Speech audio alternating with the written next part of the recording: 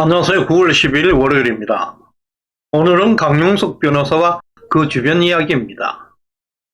강용석을 지지했던 인연으로 한 번은 정리하고 넘어가야 할 듯합니다.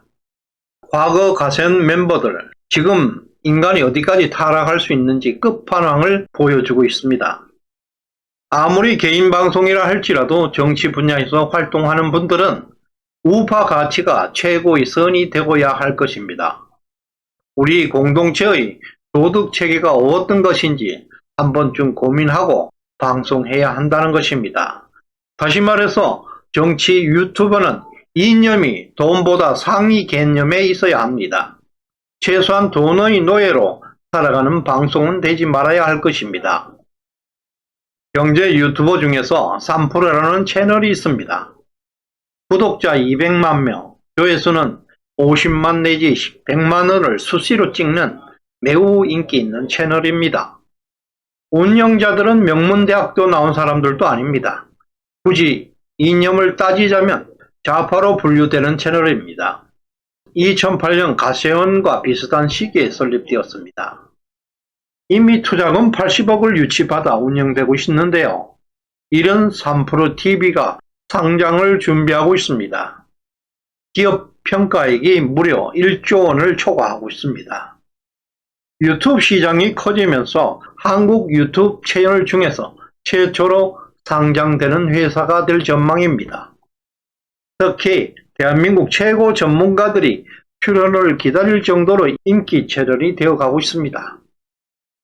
지난 대선 때 윤석열 후보는 3프로TV에 출연해서 370만 뷰를 찍었습니다. 엄청난 조회수를 기록했는데요. 그러나 이재명은 720만 뷰를 찍어서 선거 기간 내내 좌파 방송의 프리미엄을 누리기도 했습니다. 가로세로 연구소는 우파 진영에서 가장 주목받는 채널이었습니다. 당시 가세현 구독자는 90만 명이 넘었고 조회수는 평균 30만 뷰를 찍었고 많은 우파분들로부터 큰 지지를 받기도 했습니다. 그 여파로 강용석 소장은 경기도지사에 출마했고 가세현은 선거 후원금 모금 생방송 하루 만에 20억을 모금하는 선거 사상 초유의 기록을 달성하기도 했습니다. 이런 결과들을 강용석은 오직 자신의 인기 때문이라고 생각했습니다. 그러나 대선 승리에 최선을 다한 가세현의 저력 때문이라는 것을 강용석만 몰랐습니다. 이때부터 가세현 멤버들의 불행이 시작되었습니다. 그들은 한치 앞도 내다보지 못하고 20억 후원금에 눈이 멀게 되었습니다. 정말이지 가세현은 3프로TV처럼 상장될 수도 있었습니다. 강용석은 천문학적인 부가 따라오는 인생 역전의 기회를 놓쳤습니다. 기회를 쪽박으로 만들어 버렸습니다. 지금 겉으로 태연한 척 여행도 다니고 그들은 함께 모여서 히히낙낙 방송하고도 있지만 그들이 사람이라면 두 팔 뻗고 잠을 잘 수 없을 것입니다. 이들이 얼마나 망가지고 있는지 보여드리겠습니다. 강용석 TV 구독자는 23만 5천 명으로 하락 추세가 수개월째 계속되고 있고 평균 조회수도 10만 뷰도 넘어가지 못하고 있습니다.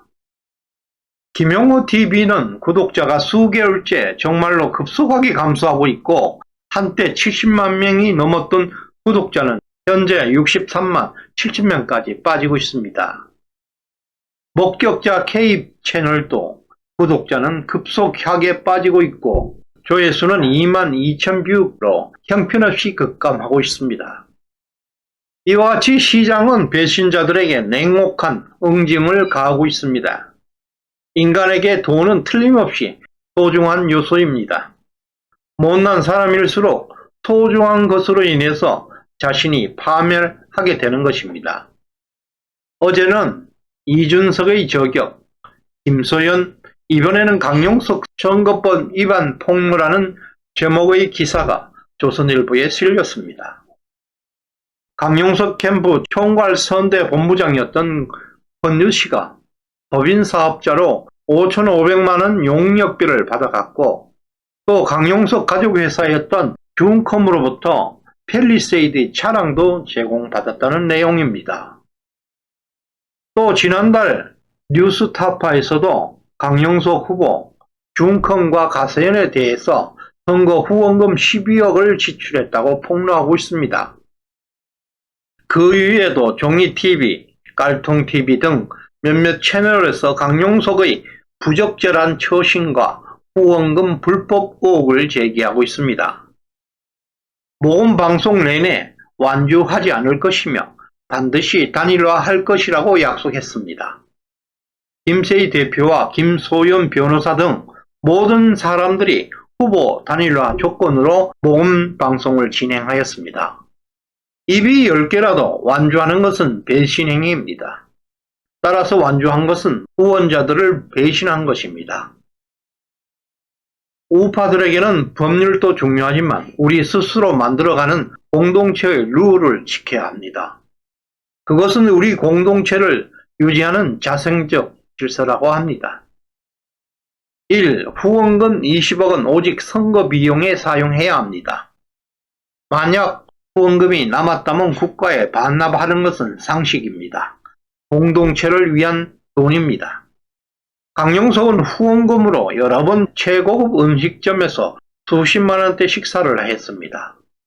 이재명의 법카 이상의 타락상을 보여주었습니다.